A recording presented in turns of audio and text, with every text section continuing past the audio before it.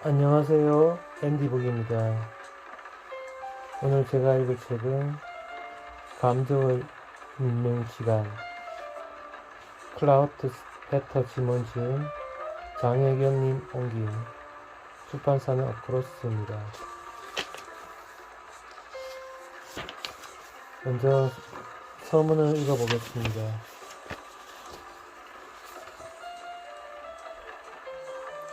감정은 예측할 수 없다. 그래서 때로 섬뜩하다. 감정은 이성을 뒤엎고 논리를 이길 수 있다.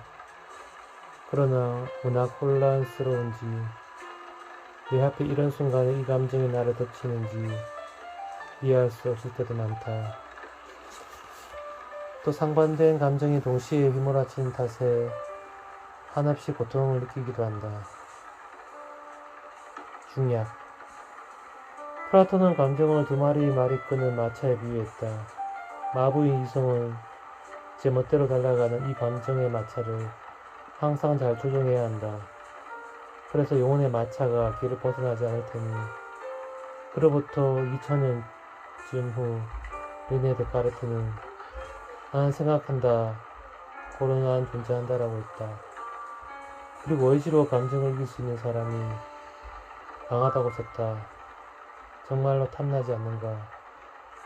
고비 풀린 욕망에 재갈을 물리는 강한 의지와 명철한 이성이. 중략. 현대의 감정 연구는 공포를 탐구하는 것에 시작되었다. 19세기 말 철학자이자 심리학자인 윌리엄 제임스가 학술 잡지 마인드에 발표한 한 편의 논문이 중요한 계기가 되었다. 제목은 감정은 무엇인가 였다. 윌리엄 제임스는 갑자기 곰을 만난 인간의 내면에서 무슨 일이 일어났는지가 궁금했다. 무섭기 때문에 도망을 치는 걸까? 도망을 치니까 무서운 걸까? 제임스는 곰을 인지하는 것이 공포를 불러온다는 사람들의 생각이 틀렸다고 주장했다. 빨라진 심장박동이나 달리기 같은 신체적 흥분이 오히려 공포심을 유발한다는 것이다. 그러니까 제임스에 따르면 감정이란 신체적 변화의 지각 이상이 아니었다. 하지만 그의 이론은 오래 갈 수 없었다. 신체의 상태가 동일한데도 느끼는 감정은 다른 경험이 누구에나 있을 테니 말이다. 똑같이 소파에 앉아 있어도 오늘 사무실에서 있었던 일을 떠올리면 화가 나고 다음 주에 떠날 휴가를 생각하면 미소가 절로 떠오르듯이.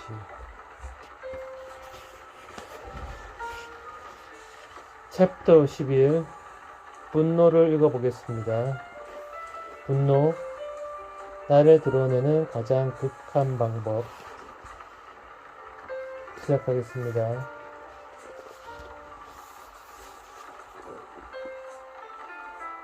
겨우 1500유로였다.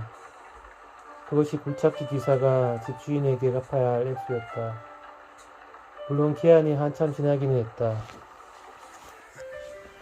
그래서 주인은 집요하게 돈을 달라고 졸랐다. 사실 따지고 보면 너무나 당연한 요구가 아닌가. 그런데 그 당연한 요구에 52세의 굴착기사는 꼭지가 들 정도로 화가 났다. 화창한 6월 어느 날 그 기사는 굴착기를 몰고 집주인의 집으로 향했다. 일단 집 앞에 주차된 자동차 2대를 부순 다음 거대한 삽으로 지붕을 찍었다. 아침밥을 먹던 주인은 혼비백산하여 허겁지겁 경찰을 불렀다. 경찰관이 남자가 체포했을 때는 이미 돌이킬 수 없이 집이 망가지곤 했다.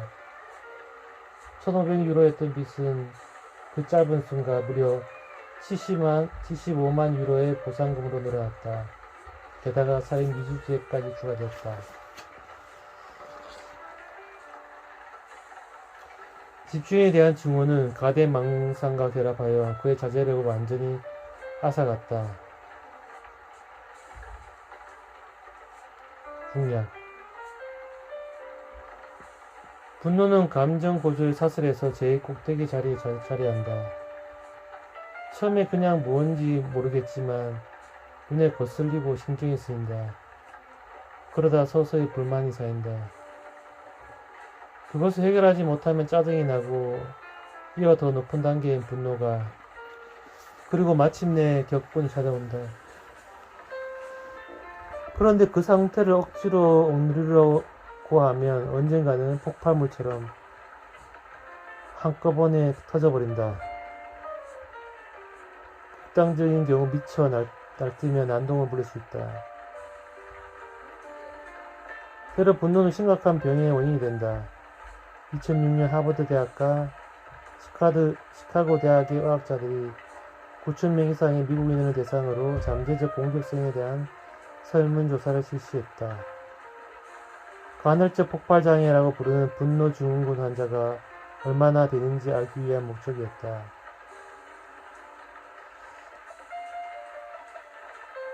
설문 대상 10% 이상이 그런 충돌 조절 장애를 앓고 있으며 그들 중 50%가 지난 1년 동안 그런 장애 경험을 하였노라고 대답했다. 이들은 1년에 평균 43번의 분노 분출을 경험한다고 한다. 중략.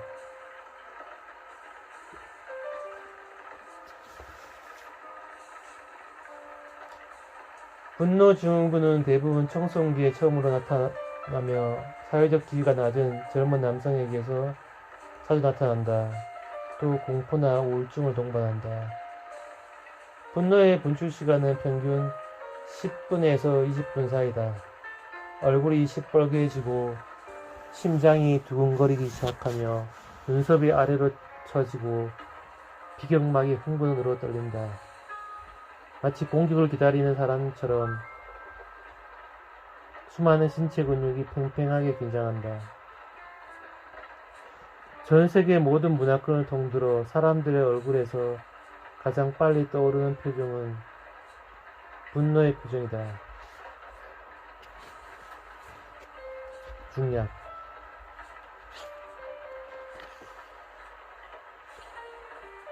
현대인의 자존감이나 명예가 위협받을 때 그 분노로 반응한다.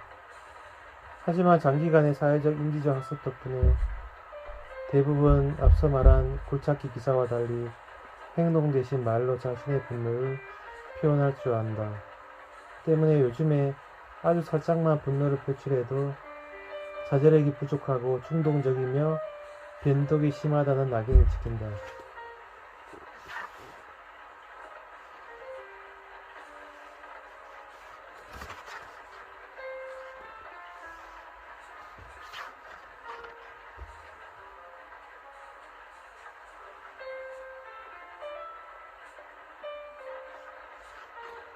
중략. 화가 날 때 압박감을 방출시키는 방법은 불에 기름을 붓는 것과 다르지 않다. 불길에 영양을 공급할 뿐이다. 특히 화가 나서 샌드백을 두드린 참가자들은 가장 높은 공격성을 보였다. 그러므로 부정적인 감정은 배출을 통해서는 절대 사라지지 않는다. 그런데 흥미롭게도 샌드백을 치면서 모욕한 상대방을 생각하지 않고 건강을 생각하는 사람도 비슷한 공격성을 보였다.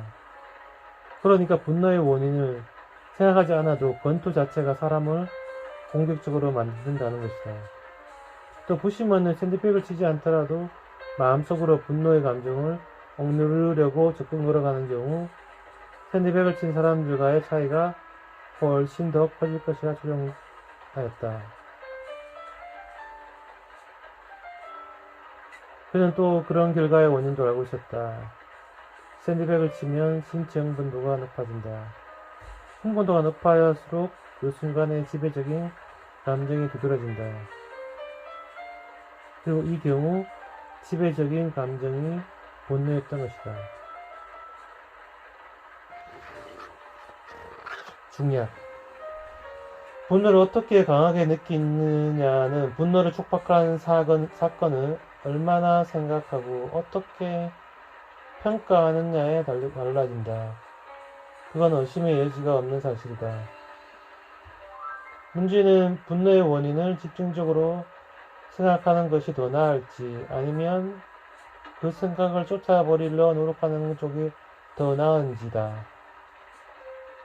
실험 결과를 보면 외면이 더 나은 전략이다. 많은 실험 참가자들이 좀 떨어진 시각에서 사건을 바라볼 수 있었다고 말했다. 따라서 기분이 더 좋았고 신체적으로 호흡이 더 안정되고 맥박이 더 느렸다. 어쨌든 그 편이 건강에는 유익하다.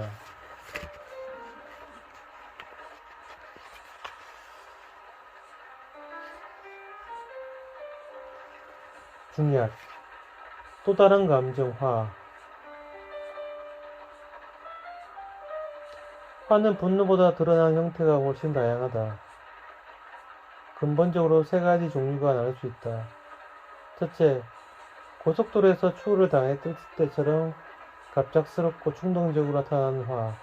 둘째, 다른 사람으로부터 여러 차례 부당한 대우를 당할 때처럼 심사숙고의 결과인 화. 이들은 가능할적으로 나타난다.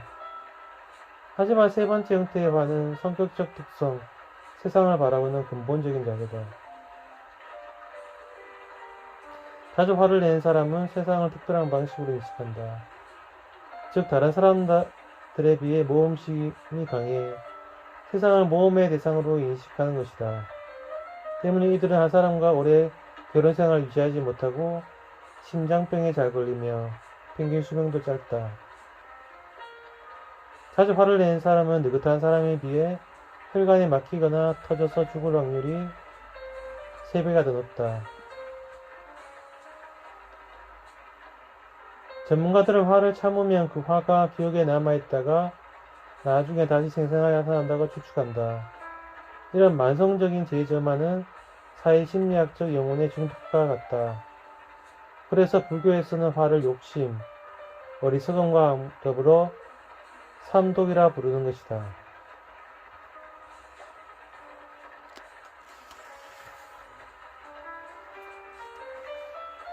중약